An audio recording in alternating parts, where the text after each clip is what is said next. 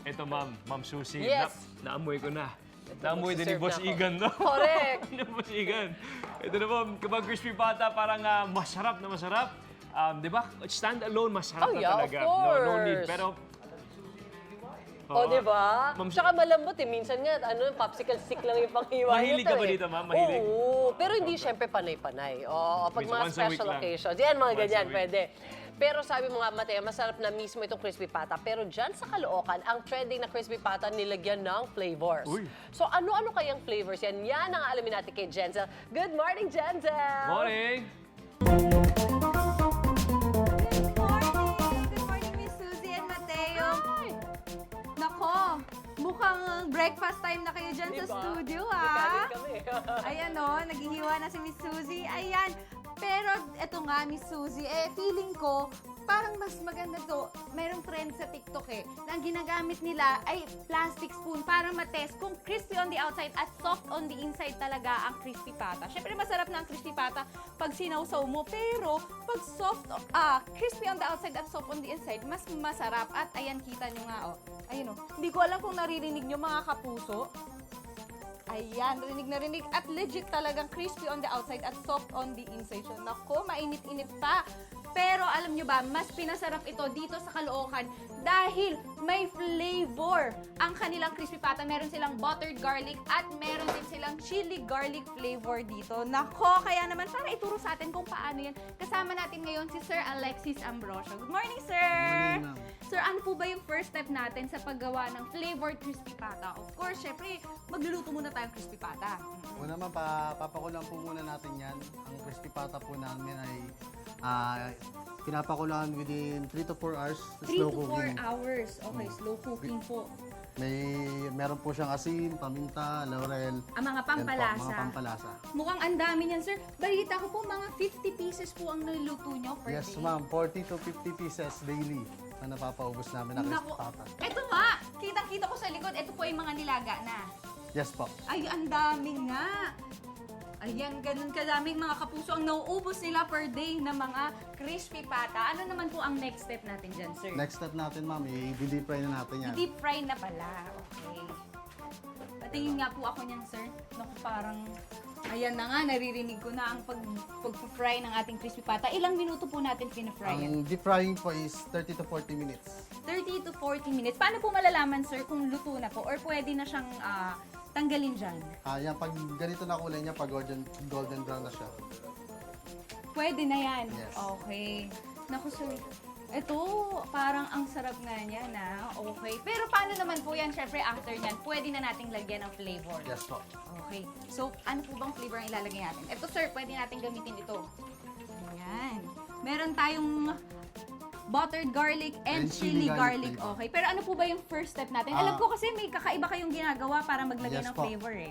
Una po, ay lalagyan po muna natin siya ng syrup. Ay. Dito po natin. O, sige. Asan na yung syrup na yan, sir?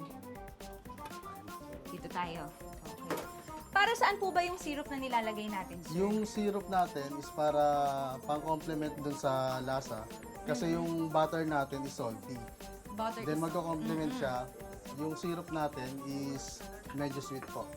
Okay. Ito na, sir. Then Ayan. after natin dinala ko na. malagyan ng syrup, yan, to-torch natin. Kasi nagko-complement daw ang yung syrup natin sa butter and dun sa chili garlic natin, no? Yung pagto-torch po natin, para ma-seal niya po yung syrup. Kumapit sa crispy pata. At ito na nga, lagyan na natin ng flavor. Anong flavor? Okay, chili garlic naman ang lagay Chili natin. garlic. Nako! Ito na naman, maanghangan na naman ako. Sir, tanong ko anong oras po ba ang opening and closing hours natin? Anong oras pwedeng bumili? We are open po 11 a.m. to 11 p.m. po. 11 a.m. to 11 p.m. Pero, parang balita ko, dahil trending kayo ngayon, Usually ngayon po, 6 to 7, sold out na po kami. grabe, ayan palang itsura niya, parang maanghang po ito, At dahil dyan, syempre, meron tayo dito ng hindi na mainit-init kasi baka mapaso tayo, kaya naman titikman na natin. Ayan. Magkano po ba to, sir? Meron ang crispy pata po namin depende po sa size. May jumbo po tayo, 600, 700 yung super jumbo, then yung oversize po natin is 800. Additional 30 pesos po pag may flavor. Buttered garlic or chili garlic flavor. Sir, ang lambot Tsaka yung loob, Nasa ko din yung anghang, parang nilagyan niya talaga hanggang loob ng chili garlic, ha. Naharap. At nagko-complement din, crispy na nga yung balat. Crispy pa tong garlic. Kaya naman saktong-sakto. Nako, ang sarap mga kapuso. I-try niyo talaga dapat. Ito, kung gusto niyo pa ng more food trips, tutok lang kayo palagi dito sa inyong pambansang morning show kung saan laging una ka. Unang hirit!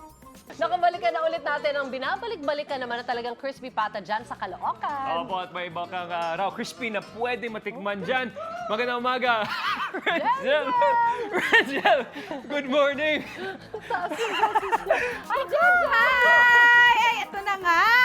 Kakain na naman tayo dito ngayon ng crispy pata, pero syempre yung buttered garlic naman. So, ito, itatry ko naman maglagay ng syrup and torch. At ako din ang magto-torch. O, ayan. So, kailangan lalagyan nga natin siya ng syrup para maging even or equal yung lasa niya dun sa ating lalagay na buttered garlic. Ayan.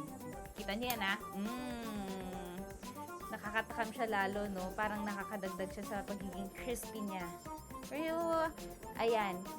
Tamang pag-torch lang. Tapos, ilalagay na natin ang ating garlic. Butter muna. Ay, ayan. Meron tayong pampahin dito ng butter. Ayan. Parang ang dami ng flavor na nilalagay ko. Siyempre, ako naman yung kakain dito, kaya okay lang yan. Lalagyan din natin ng ating garlic. Ayan. Siyempre, depende sa atin kung ano. At pwede nyo pong i-request ito na pahati nyo bago nyo kuhanin o kaya as is na buo pag in-order nyo siya. O, diba? Tapos lalagyan din natin siya ng crispy garlic para dagdag crispy dun sa texture niya. Ayan, tikman na natin. Kaluwente nga pala ako. Ayan, kita nyo Rinig nyo ba yan mga kapuso?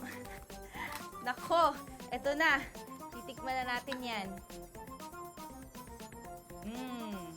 Naku, ang lambot ng laman. Oh. Harap, ha? Oh, ayan, alam nyo na, kakain muna ako dito. Back to studio.